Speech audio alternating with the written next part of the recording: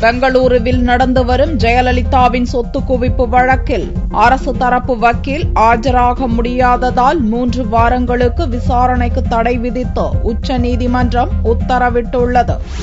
பெங்களூரு தனி நீதிமன்றத்தில் நடந்து வரும் ஜெயலலிதா, சசிகலா, இளவரசி மற்றும் சுதாகரன் மீதான வருமானத்துக்கு மீறிய சொத்து குவிப்பு வழக்கில் அரசு தரப்பு வக்கீலாக பவானி சிங் ஆஜராகி வருகிறார். பவானி சிங் தனது உடல்நிலை சரியில்லை என்று தெரிவித்து விசாரணைக்கு ஆஜராக இயலாத நிலையை தெரிவித்தார். ஆனால் இறுதி வாதத்தை அரசு தரப்பு வக்கீல் துவக்க வேண்டும் என்று உத்தரவிட்ட தனி நீதிபதி ஜான் மைக்கேல் குன்ஹா அவர் ஆஜராகாத நாட்களுக்கு அபராதம் விதித்து உத்தரவிட்டார். இந்நிலையில் இந்த உத்தரவை எதிர்த்தும் தனி நீதிமன்ற விசாரணையில் ஆஜராவதிலிருந்து 3 வாரம் விலக்கு கோரியும் அரசு தரப்பு வக்கீல் பவானி சிங் சார்பில் தாக்கல் செய்யப்பட்ட மனு உச்சநீதிமன்றத்தில் நீதிபதி TS சவுகான் தலைமையிலான அமர்வு முன் விசாரணைக்கு வந்தது. அப்போது பவானி சிங் உடல்நிலை குறித்தும் அவர் சிகிச்சை பெற வேண்டிய தேவை குறித்தும் அவர் சார்பில் ஆஜரான வக்கீல் நாகேந்திர ராய் தெரிவித்தார். வழக்கை விசாரித்த நீதிபதிகள் பெங்களூருவில் நடக்கும் வழக்கு விசாரணைக்கு 3 வாரம் தடை விதித்து உத்தரவிட்டனர். 3 வார சிகிச்சைக்கு பின்னர் பவானி சிங் ஆஜராக முடியாத நிலை ஏற்பட்டால்